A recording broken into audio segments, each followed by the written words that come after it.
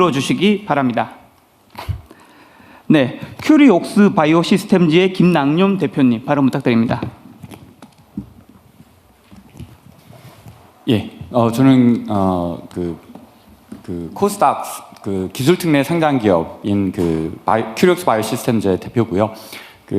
이제 보통 지금까지 이제 들어본 얘기로는 이제 상장 전에 어떤 자본이나 투자에 대해서 많이 말씀하셨고, 그리고 상장사에 대한 장기 투자 펀드에 대해서도 많이 말씀하셨는데, 기술 특례 회사로서 장기 투자 펀드, 상장사에 대한 장기 투자 펀드가 어떻게 도움이 될 수 있는지에 대해서 말씀을 드리고 부탁을 드리고 싶습니다.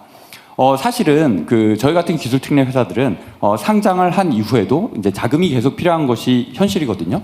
근데 현재 상장을 한 이후에는 대부분의 투자 펀드가 이제 단기 수익 실현을 위한 것이고, 장기 투자로 가는 펀드들은 사실 없습니다. 그래서 그런 면에서 제도적으로 어떤 인센티브를 주신다면 저희와 같은 혁신 기업이 상장 이후에 장기적으로 성장하는 데 도움이 될 것이고, 그렇다면 개인 투자자 분들도 좀 더 안정적으로 기관 투자자나 장기 투자 펀드와 같이 성장을 해 나가실 수 있을까 하는 그런 생각이 있습니다. 그래서 저희 회사에 대해서, 제가 왜 이런 말씀을 드리는지 저희 회사에 대해서 간단히 말씀을 드리면, 저희는 세포 분석 자동화 장비와 소프트웨어를 파는 회사이고, 주목할 만한 것은 미국 상무부 산하의 국립표준기술연구원이 주도하고 FDA가 후원하는 그런 이제 세포 분석 표준화 컨소시엄에 들어가 있거든요.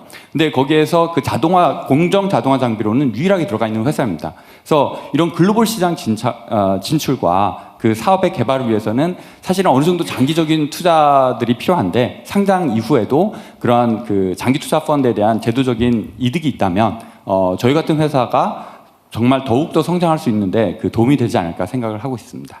예, 감사합니다. 네, 말씀 잘 들었습니다. 네, 마지막으로 이제 기업, 전문가, 개인 투자자 관계없이 꼭 이제 행사가 얼마 안 남아서, 네, 저기 손을 드신 분이 계신데요. 슈퍼개미 이정윤 유튜버님 발언 부탁드립니다. 안녕하세요. 슈퍼개미 이세무사 TV 채널을 운영하고 있는 30년차 주식 투자자 그리고 세무사 이정윤입니다. 저는 두 가지를 말씀드리고 싶은데요.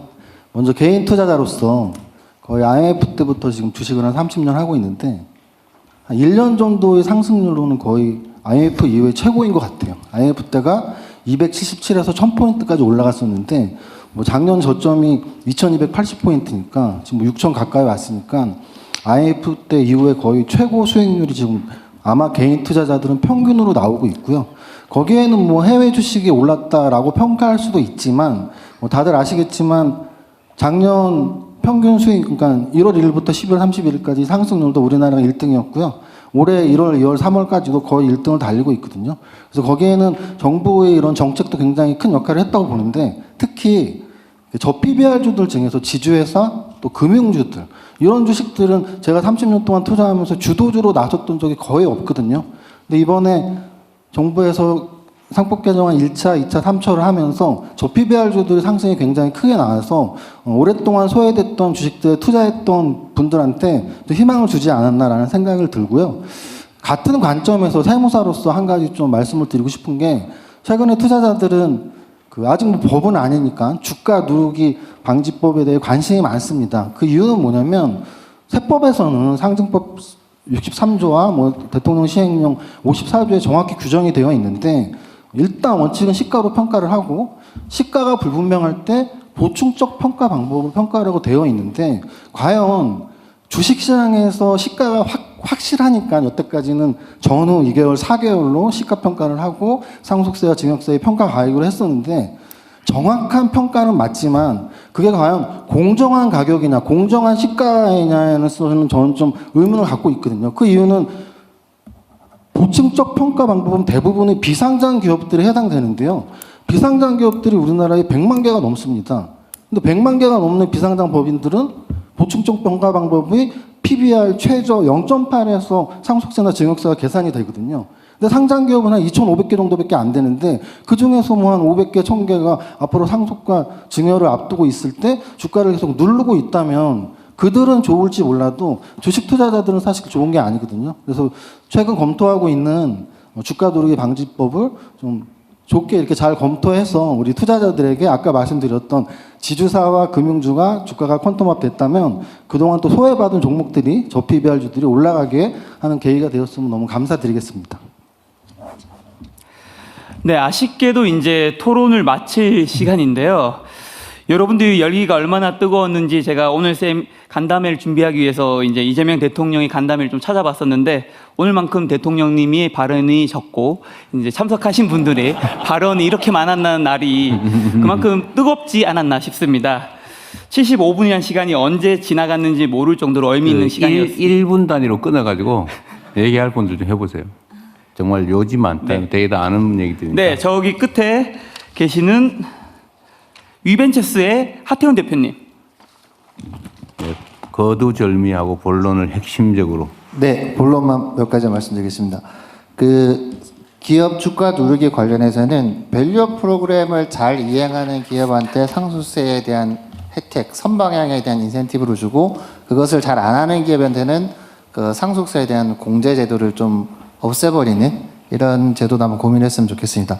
저는 벤처 투자자이기 때문에 모험 투자 관련해서 말씀을 드리면 지금 한국 모태펀드, 지금 국민성장펀드는 5년간 계획이 나오지 않습니까? 근데 모태펀드는 매년 예산을 받게 됩니다. 그래서 그것들을 좀 안정적으로 뭐 기본 계획처럼 이렇게 해서 시장의 예측성을 좀 강화해 줬으면 좋겠습니다. 마지막으로 지방 투자와 관련해서 되게 그 시행령이긴 한데 지방재정법 보시면 대통령도 지방행정을 하셨기 때문에 그 총사업비 기준으로 그 지방투심이 또 중앙투심이를 하게 됩니다.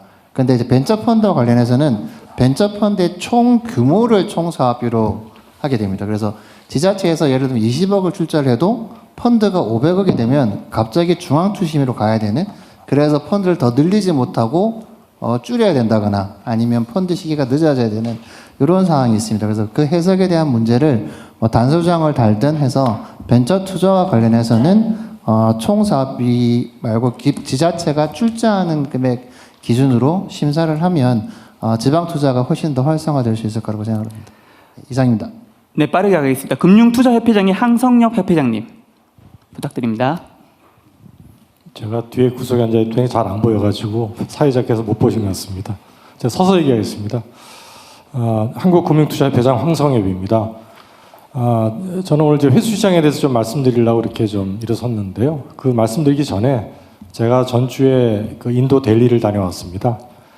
거기 익사 국제증권업협회 총회를 갔다 왔는데 정말 자본시장에 대한 가치에 대해서 다들 공감을 했고요. 제가 K캐피탈 마켓이라는 브랜드를 말씀드렸더니 홍보대사로 블랙핑크를 쓰라고 이렇게 박수가 터지면서 아주 한국에 대한 관심이 너무나 뜨거웠습니다. 회수량 말씀드리겠는데요. 지금 2024년 명목 GDP 대비 벤처 투자 규모가 지금 한국의 경우에는 0.43%입니다. 미국의 0.74%에 비해서는 낮지만 중국의 0.27%, 일본의 0.13%에 비해서는 그래도 상당한 규모가 좀 요약해서 하시죠. 제가 지금 시간이. 네, 알겠습니다. 아까 말씀드린 대로 벤처 회수 시장은 IPO가 있고, 그 다음에 M&A가 있고, 그 다음에 회수 시장, 세컨더리 마켓이 있는데 한국의 IPO 비중이 너무나 큽니다. 미국은 한 5%밖에 안 되고요. 유럽은 22%, 한국은 한 30%가 됩니다. 반면에 세컨더리 마켓은 한국은 이제 특히 VC나 신기사를 보면 한 17%가 되는데 해외의 경우에는 글로벌 벤처 펀드는 한 29%가 됩니다. 그래서 이 회수 시장을 조성하기 위해서 우리 금투업계가 일단 모험 자본을 20조 이상 향후 3년간 투입할 건데 그중에서 특히 회수 시장에 대해서 적극 지원해서 새로운 생태계를 구성하는 데 일조하고자 합니다. 네, 감사합니다. 네, 마지막 딱 한 분만 의견을 듣도록 하겠습니다. 정말 짧게 하세요. 거두절미하고. 좀 네, 핵심적인. 하나증권의 항승태 리서치 센터장님 발언 부탁드립니다. 예, 하나증권 리서치 황수택입니다. 제가 이제 뭐 정책이나 뭐 이런 부분들은 잘 하고 계시니 뭐 특별히 더 드릴 말씀은 없는데 일단 드리고 싶은 말씀은 시장도 저희 뭐 리서치도 마찬가지지만 우리 시장도 좀 개인 투자자들한테 이제는 좀 더 친절해야 될 때가 왔다라는 생각이고요. 이게 무슨 말이냐면 시장 관행이 좀 개인 투자자들에게 친밀한 방향으로 바뀌어야 된다. 예를 들어서 이제 공시 같은 경우가 있습니다. 그래서 기업이 이제 유상증자를 하거나 그 CBBW를 발행을 하거나 기존 이제 개인 주주들의 그 지분 가치가 희석될 가능성이 있는 부분들이죠. 이런 부분들은 이럴 때 그 공시의 방향성을 기존에 이제 막 전문적인 얘기들 어디다 쓸 거고 얼마를 발행을 할 거고 이런 얘기들도 중요하겠지만 기본적으로 이 그 증자나 이런 것들이 발행이 되었을 때 개인 주주들의 그 지분 가치가 얼마나 희석이 되고 회사의 EPS가 얼마가 변하고 회사의 BPS가 얼마까지 변하고 그다음에 그 대주주의 뭐 지배력이 얼마나 변하고 이런 부분들이 같이 좀 친절하게 공시가 돼준다면 개인 주주들이 그 기업에 접근하는데 훨씬 더 좀 더 편안하고 유리하고 결국엔 네. 그런 것들이 투자 환경에 있어서 좀 더 우호적인 환경을 만들지 않을까 생각이 듭니다. 그래서 이 부분만 말씀을 드리도록 네. 하겠습니다. 공시를 개인 투자자들도 알아먹을 수 있게 좀 친절하게 자세히 해라 이런 얘기죠. 하여튼 제가 시간이 좀 많지는 않는데 귀한 자리 힘들게 시간 내서 오셨으니까 정말 앞뒤 빼고 필요한 핵심적으로 막 간단하다